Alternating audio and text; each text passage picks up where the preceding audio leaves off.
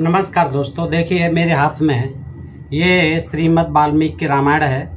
द्वितीय भाग है। गीता प्रेस गोरखपुर की छपी हुई है। दोस्तों जरा ध्यान से देख लें आप इसे, ठीक है। इसमें जो है आप जानते हैं, यद्यपि आपने पढ़ी नहीं है न देखी है, क्योंकि ये बड़ी दुर्लभ रही है और जो है क्योंकि संस्कृत में रही है इसलिए लोगों की नज़र से दूर रही है। जबकि रामचरितमानस जो है बड़ी सहज और सरल भाषा में लिखा है, तो उसको कम पढ़ा लिखा भी आदमी घर घर में पहुंचती है और सब लोग उसे पढ़ते हैं। लेकिन वाल्मीकि रामायण जो है बहुत दुर्लभ पुस्तक रही है आज तक। अब लेकिन इसका हिंदी में अनुवाद है और गीता प्रेस गोरखपुर से ये धड़ल्ले से छप रही है, तो आप लोग मंगा के पढ़ सकते हैं। दोस्तों मैं आज जो आपकी कहानी बताने जा रहा हूँ वो इस वाल्मीकि रामायण यानी रामायण के नायक श्री रामचंद्र जी के बारे में है। और वो जो है लिखी गई बताते हैं किसी वाल्मीकि ऋषि के द्वारा, जिसको कि ब्राह्मण बताया जाता है, ब्रह्मा का पुत्र ही बताया जाता है। वाल्मीकि ऋषि उसी ने लिखी। और एक और बात है कि वो राम के समकालीन बताया जाता है वाल्मीकि ऋषि को, कि ये वाल्मीकि ऋषि उस समय थे और उन्होंने जो है ये रामायण लिखी। लेकिन दोस्तों जब हम इसको पढ़ते हैं तो ज्ञात होता है कि ये वाल्मीकि ऋषि अगर रामचंद्र जी के समय में होते और उस समय उनके बारे में ऐसी अभद्र बातें लिखते, तो मैं समझता हूँ कि शायद रामचंद्र जी उन्हें माफ़ नहीं करते और इनकी भी हिम्मत नहीं होती कि किसी रामचंद्र की, जो कि अयोध्या के राजा भी हैं, उनके बारे में ऐसी अश्लील और अभद्र बातें लिखें, और वो भी सीता के सामने और हनुमान जी के द्वारा कहलवाए और उनके जननांगों के बारे में, गुप्तांगों के बारे में कहलवाए। तो दोस्तों ये जो है पढ़ने से विदित होता है कि देखिए, जिनको हम धर्मशास्त्र कहते हैं, जिनको हम बड़ा पावन मानते हैं, जिनके प्रति हमारी बड़ी आस्था रहती है, जिनके 7-7 दिन 9-9 दिन जो है पाठ होते हैं, कथाएं होती हैं और ये वायदे किए जाते हैं, आश्वासन दिए जाते हैं कि इनको सुनने मात्र से ही सारे पाप कट जाते हैं और लोग जो है स्वर्ग लोक के वासी हो जाते हैं। दोस्तों ये बड़ी बेतुकी सी बात लगती है उस समय जब हम पढ़ते हैं। देखिएगा, मैं आज आपके सामने ऐसा ही एक प्रसंग है और इस प्रसंग को आपके सामने रखने का मेरा मकसद रामचंद्र जी के या इस वाल्मीकि रामायण की कतई आलोचना करने की नहीं है, लेकिन इसमें जो बात लिखी है उसको आप लोग सत्य नहीं मानते हैं कि ये जो है फर्जी लिखी हुई है, ये वाल्मीकि रामायण फर्जी है। इसलिए मैं आपको दिखा रहा हूँ, प्रत्यक्ष के लिए बता रहा हूँ कि ये गीता प्रेस गोरखपुर की है, द्वितीय भाग है और वाल्मीकि ऋषि ने ही लिखी है। संस्कृत में भी है और हिंदी में अनुवाद है। अब देखिएगा, इसमें हम सुंदर कांड को देखते हैं और सुंदर कांड में 35वां सर्ग है और पृष्ठ 103 पर है। ये बहुत पुरानी रामायण है दोस्तों, आजकल की नहीं है।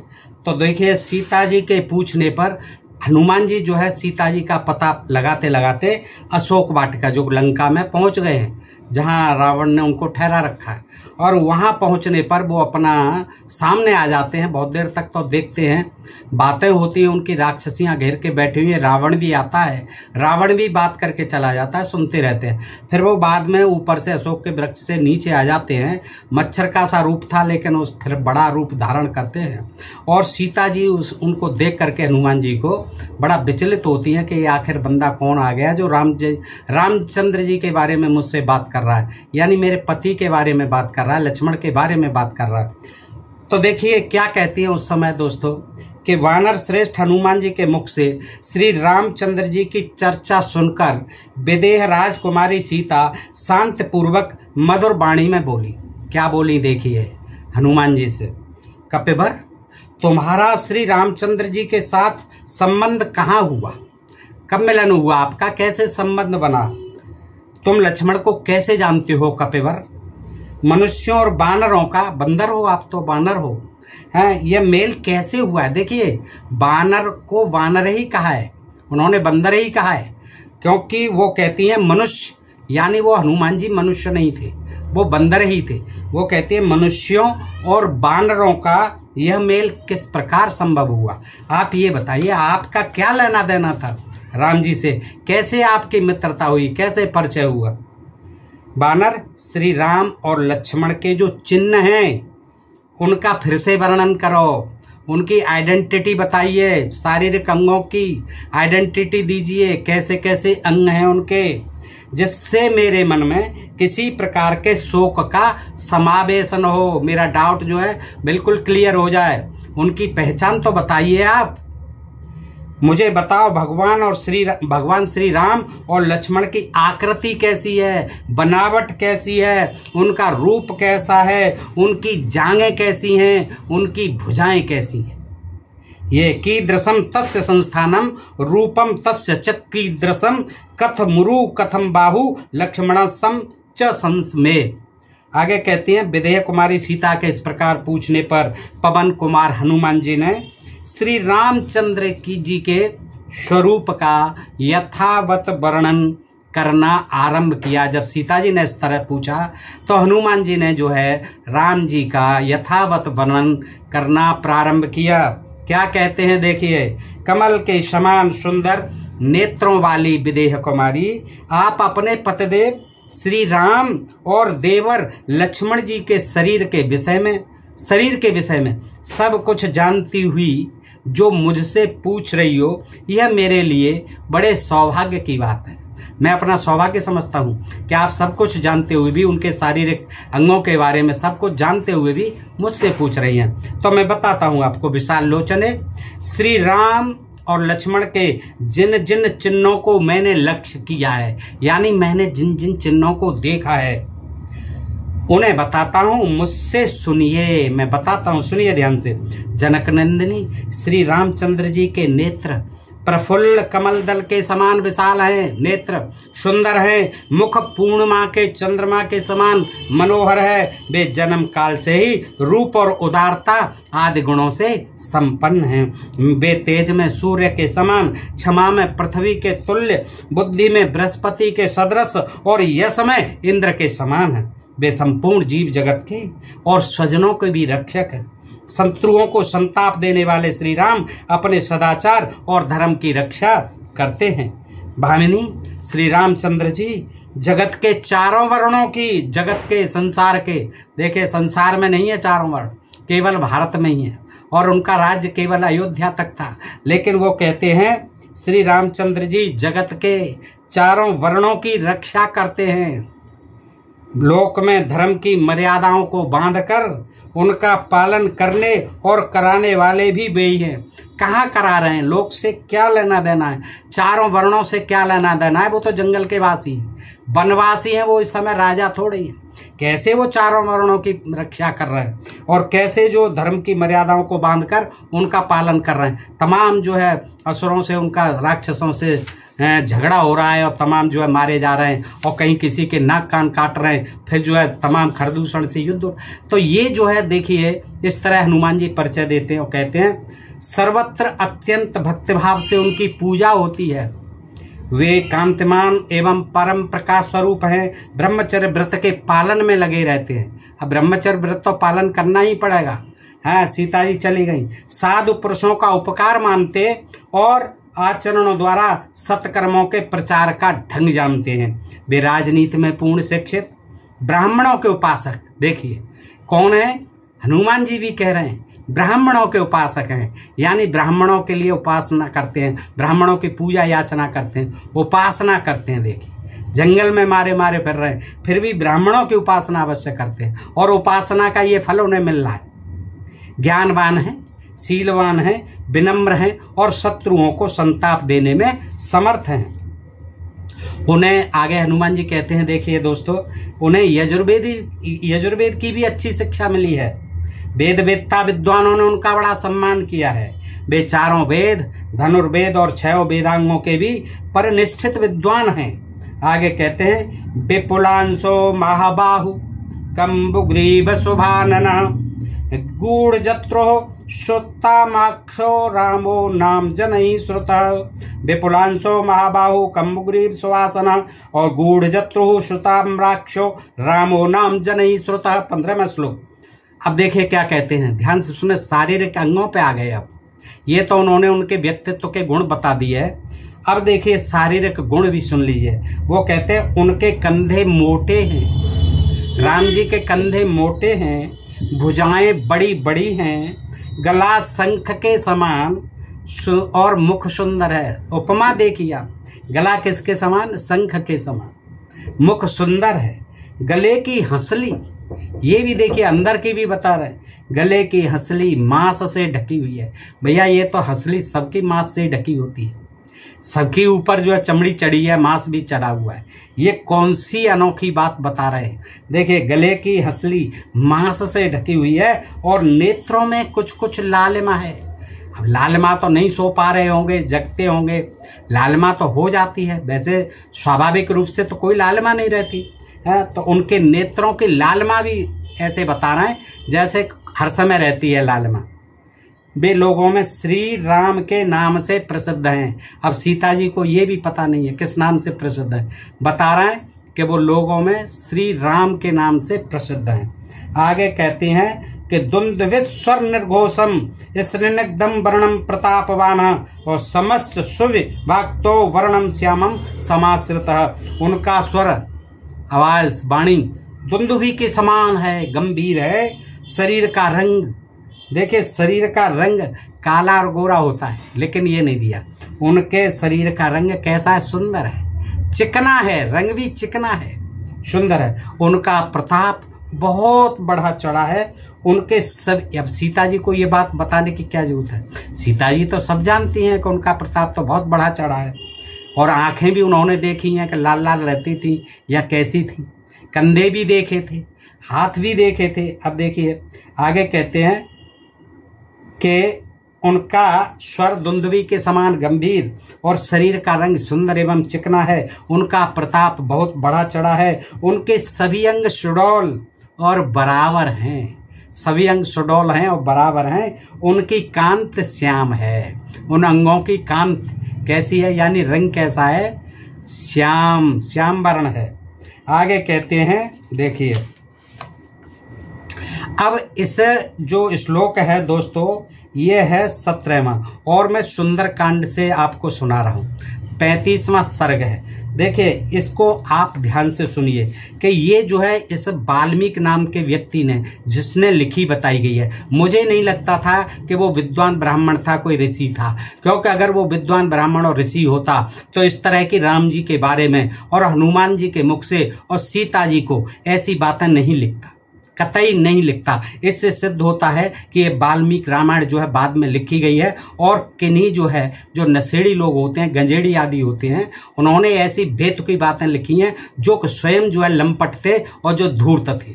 ये वाल्मीकि के नाम को भी बदनाम करना है और राम, सीता, हनुमान के नाम को भी बदनाम करना है। देखिए क्या है, वो कहते हैं कि स्थिर रथ प्रलंबश्च त्रिसमम स्त्रिस्तु जोर्नतः और त्रित्रामृतु च स्निग्धो गंभीर नित्य सा। 17वां श्लोक है। उनके 3 अंग यानी वक्षस्थल, छाती, कलाई और मुट्ठी स्थिर यानी सुदृढ़ हैं। भौएं, भुजाएं और मेढ़ू, ये 3 अंग लंबे हैं। अब बताइए भौएं कहाँ लंबी होती हैं? भौएं तो जैसी होती हैं वैसी होती हैं। भुजाओं की तो मानी जा सकती है कि लंबी होती हैं। ये कहता है भौएं, भुजाएं और मेढ़ू, मेढ़ू ये 3 अंग लंबे हैं। आगे कहता है केशों का अग्रभाग, केशों का आगे का भाग, बालों का, अंडकोश और घुटने, ये 3 समान बराबर हैं। घुटने भी बराबर हैं, अंडकोश भी बराबर हैं और बालों के अग्रभाग भी बराबर हैं। अब इस मूर्ख आदमी से ये पूछो कि ये अंडकोश लिखने की यहाँ क्या जरूरत थी? और जो विद्वान बनते हैं ना, जो कहते हैं कि अश्वमेध में तो अश्वकंद का गूदा, वो जो है अश्व की नहीं दी जाती थी बलि, कहते हैं अश्वगंध की बलि दी जाती थी। अश्वगंध जो जड़ी होती है उसको जलाया जाता था।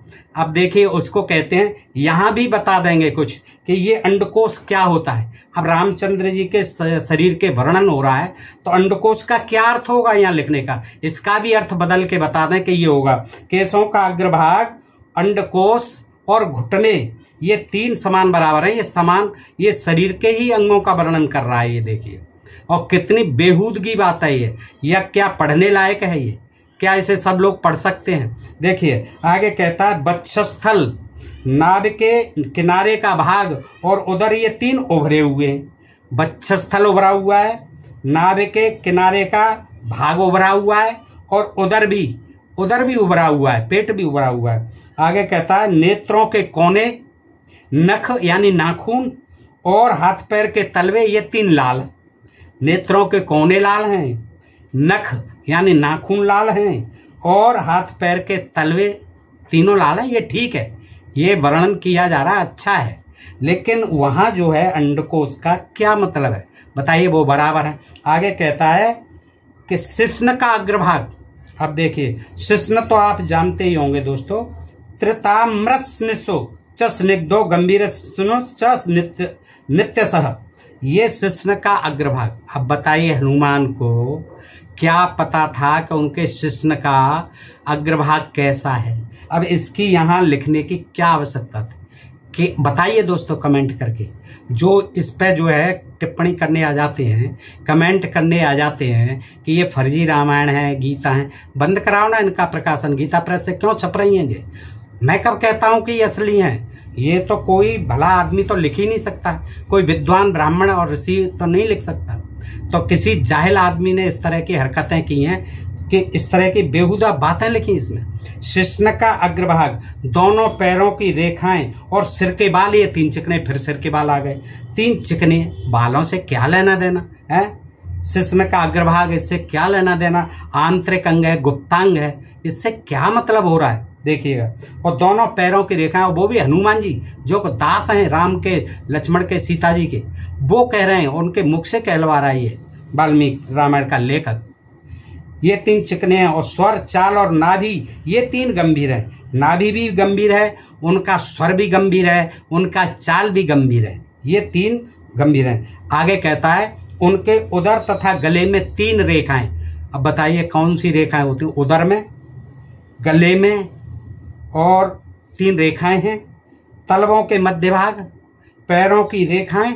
ऐसा कर दिया जैसे पूरी डायग्नोसिस कर दी है किसी मशीन में डाल के। उस समय कोई होती होगी अल्ट्रासाउंड जैसी, उसमें डाल करके, या एक्सरे आदि की, पूरा जो है उसने कर दिया है वर्णन के मध्य भाग, पैरों की रेखाएं, स्तनों के अग्रभाग। ये देखिए स्तनों के अग्रभाग। अब इनका बताइए कोई और अर्थ हो सकता है, लगाइए कि ये कोई जड़ी बूटी हो सकती है क्या, उसका वर्णन हो रहा है। स्तनों के अग्रभाग ये 3 धसे हुए हैं, ये अंदर को घुसे हुए हैं। गला, पीठ और दोनों पिंडलियां, ये 4 अंग छोटे हैं। गला छोटा है, पीठ छोटी है। अब बताइए पेट लंबा है तो पीठ कैसे छोटी हो जाएगी, है ना? गला, पीठ और दोनों पिंडलियां, पैर की, ये 4 अंग छोटे हैं। और मस्तिष्क में 3 भंवरे हैं, 3 भंवरे हैं मस्तिष्क में, पैरों के अंगूठों के नीचे तथा ललाट में 4 रेखाएं। अब सीता जी सुनते सुनते बेसुध हो गई होंगी, बेहोश हो गई होंगी कि भाई ये तो मुझसे भी ज्यादा पारखी निकला है, ये सारी चीजें बता रहा है जो कि मुझे भी नहीं पता थी। ललाट में 4 रेखाएं हैं, वे 4 हाथ ऊंचे हैं। अब देखिए 4 हाथ ऊंचाई है उनकी। फुट नहीं होते थे उस समय, सेंटीमीटर, इंच नहीं होते थे। देखिए क्या होता था, हाथों से नाप तौल होती थी। तो वो कहता है लेखक जो है कि वो 4 हाथ ऊंचे हैं। उनके कपोल, भुजाएं, जांघें और घुटने, ये 4 अंग बराबर हैं। दोबारा आ गई, 4 अंग बराबर हैं। अरे बराबर तो होंगे भाई, सबके ही बराबर होते हैं। बराबर नहीं होंगे तो वो कैसे जीवित रहेगा बताइएगा। एक पैर छोटा, एक पैर बड़ा, एक हाथ छोटा, एक हाथ बड़ा, या एक आंख छोटी, एक आंख बड़ी, एक कान छोटा, एक कान बड़ा।